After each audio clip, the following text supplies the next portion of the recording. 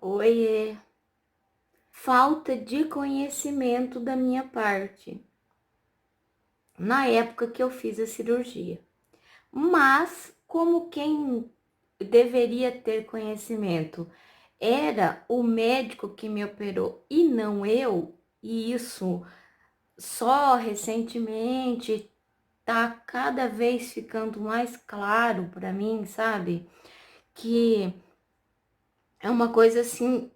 Eu sempre pensei, mas ficar certa de que eu não tinha obrigação de saber nada a respeito, e sim o médico que se propôs a fazer o tratamento e que continua fazendo o tratamento e que continua operando e continua com clínica e continua, eu acho que dando aula na Universidade Federal, ele é quem deveria é, ter a responsabilidade, né, e ser responsabilizado para atuar fazendo o que ele se propõe, o que ele estudou para fazer. E não eu, não é verdade? E não eu, e não muitas mulheres, e não milhões de mulheres que descobrem que tem um câncer de mama e não sabem o que fazer. Porque realmente a gente não sabe o que fazer, a família da gente não sabe o que fazer, a menos que a gente tenha passado por isso sucessivas vezes,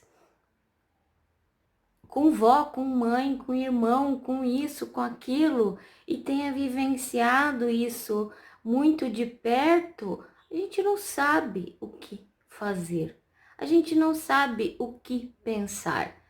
E, na verdade, o pensamento mais primeiro, assim, que a gente tem e mais angustiante é o de tirar. Vamos tirar, tira isso e que vai ficar tudo bem. E a gente não tem a menor noção de que é só o começo, não é verdade? Esse pensamento de tira que vai ficar tudo bem é o pensamento assim que muitas pessoas da minha família tinham e ainda têm. Em relação à minha dor, por exemplo, é assim, se ela já retirou, por que é que continua com dor? Sabe? É uma total falta de conhecimento. E quem sou eu para julgar isso? Porque a gente não sabe. A gente não sabe. E informações verdadeiras são poucas. Mulheres que se dispõem a contrariar médicos e a falar de médicos são poucas, gente. A gente tem medo, porque na vida ou na morte a gente cai na mão de médico, sabe? É um paralelo muito complicado. Eu queria fazer faculdade para poder contestar de igual para igual. Eu pensei, sabe, em fazer faculdade aqui, nas faculdades, em uma das faculdades que tem aqui no Paraguai. Você faz medicina pagando um valor muito menor do que se você fosse fazer medicina particular no Brasil. Eu já pensei, só que eu não tenho condições.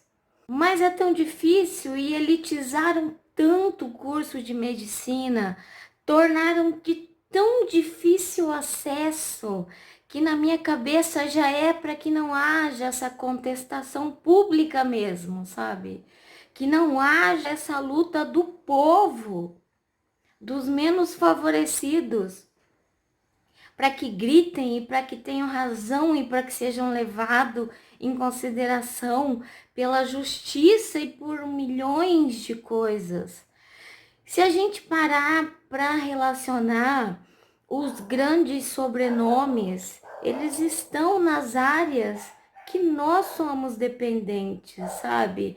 Eles estão nas áreas da advocacia, eles estão nas áreas da medicina, estão nas áreas da justiça brasileira. São nomes que estão em jogos, porque Porque são pessoas que têm dinheiro e de repente financiam filhos e, quiçá, alguns raros, poucos pobres conseguem adentrar uma universidade. Como eu comecei esse vídeo? Eu não sabia, eu não estudei para isso. Então, eu não sabia que eu podia fazer uma reconstrução ao mesmo tempo em que fazia a cirurgia. Eu não sabia, eu não tinha ideia de que quando eu fizesse cirurgia para retirada do câncer, eu podia fazer reconstrução. Eu estava garantida por lei. E por eu não conhecer, e por outras muitas mulheres não conhecerem, elas são levadas a cair e ficar nessa mutilação que eu tenho. E que quando o médico me operou, se propôs de me operar, ele disse assim: a senhora está sendo beneficiada pelo desenvolvimento da medicina.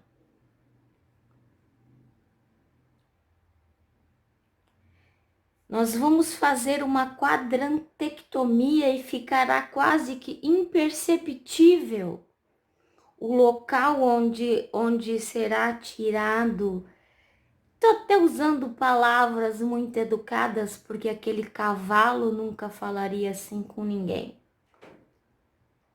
Mas foi nessas palavras de que ficaria imperceptível, que seria retirado 25% no máximo, o que foi uma grandíssima de uma mentira. Foi retirada muito mais do que 50% da minha mama e ainda foi puxada uma gordura da axila que me parece que rasgou mais ainda o meu esvaziamento axilar, sabe?